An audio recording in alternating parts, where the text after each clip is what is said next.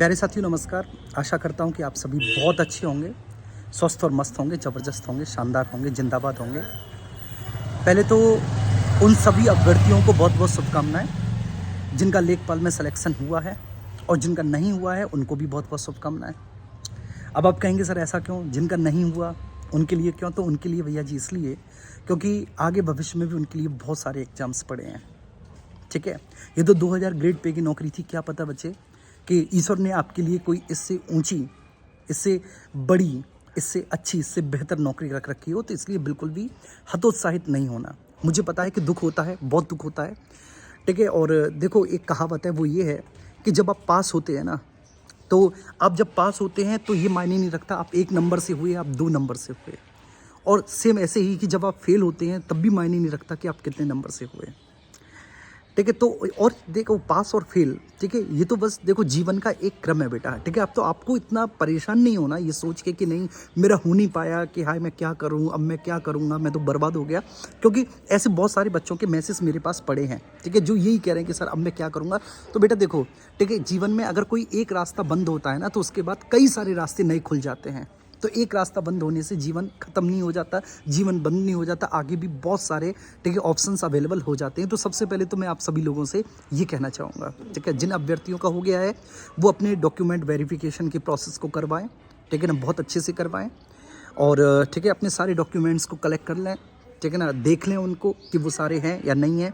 और अगर कोई डॉक्यूमेंट मिसिंग है आपका, तो उसके लिए भी जो भी फर्दर प्रोसेस है उसको पूरा कर लें, ठीक है। क्योंकि अब जिन भी बच्चों का हो चुका है, ठीक है, डॉक्यूमेंट वेरिफिकेशन के लिए जिनको बुलाया है, तो आप ये मान के चलिए कि 90% बच्चों का तो फाइनल, ठीक है, लेखपाल में सिलेक्शन हो ही जाएगा। ठीक है, सुबह मैं इस पर चर्चा कर रहा था कि मैंने कि आज लेखपाल का रिजल्ट आ सकता है। मैंने कट ऑफ के बारे में भी चर्चा की, तो जो चर्चा की थी, ठीक है, ठीक वैसा ही हुआ। ठीक है, देखो कट ऑफ आपके सामने है, मैं आपको कट ऑफ बता दे रहा हूँ। ठीक है, सबसे पहले मैं बात करूँ कि जो अनरिजर्व कैटेगरी होती है, ठीक है, उसमें 75.75 कट ऑफ गई है। जो एससी है, शेड्यूल कास्ट है, वहाँ पर आपका 73.75 कट ऑफ गई है। इसके बाद ठीक है, शेड्यूल ट्राइब्स के लिए, अनुसूचित जनजाति के लिए 66.50 की कट ऑफ है। और जो ओबीसी है, ओबीसी और जनरल की कट ऑफ बिल्कुल सेम है, 75.75 है। और ईडब्ल्यूएस की भी कट ऑफ भी सेम है, 75.75। ईडब्ल्यूएस, ठीक है, जनरल और आपकी ओबीसी की कट ऑफ बिल्कुल सेम है। ठीक है, ऐसा मतलब पहली बार हुआ है कि ईडब्ल्यूएस, ओबीसी और जनरल की कट ऑफ बिल्कुल सेम गई है। ठीक है, 75.75। ठीक है, तो लेखपाल का एग्जाम देने के बाद, ठीक है, कई सारे लोगों ने कट ऑफ को बहुत हाई बता दिया था कि 80 से ऊपर जाएगी। ठीक है, मैं तब भी इसके पक्ष में नहीं था। मैंने कि नहीं यार, 80 से ऊपर कैसे चली जाएगी।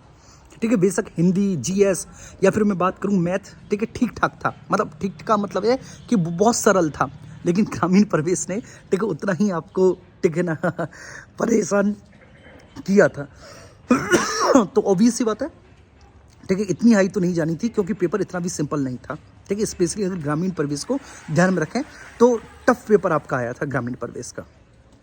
चलिए, तो बहुत बहुत शुभकामनाएं फिर से, ठीक है, आप सभी को। ठीक है, आप सब जीवन में बहुत तरक्की करें, उन्नति करें, सारे बच्चे। और खासकर वो जिनका किसी भी कारणवश नहीं हो पाया, वो अपने आगे के एग्जाम्स के लिए बेटा अपनी तैयारी कर लें। ठीक है, क्योंकि आगे फिर लेखपाल भी आएगा, आगे जूनियर असिस्टेंट भी आ रहा है, ठीक है ना, बीडीओ के भी एग्जाम आएंगे, यूपी ट्रिपल एससी बहुत सारे एग्जाम्स लेकर आएगा। और अगर आपकी एज है, ठीक है ना, और आपकी अगर हाइट है, आप यूपी पुलिस के लिए अगर, ठीक है, बिल्कुल फिट हैं, तो आप यूपी पुलिस की तैयारी कर सकते हैं। बाकी का आरओ आने वाला है, यूपी पीसीएस आने वाला है, तो बहुत सारे एग्जाम्स है। तो उसमें आपको जो है ना बहुत ज़्यादा परेशान नहीं होना। जी, ओके।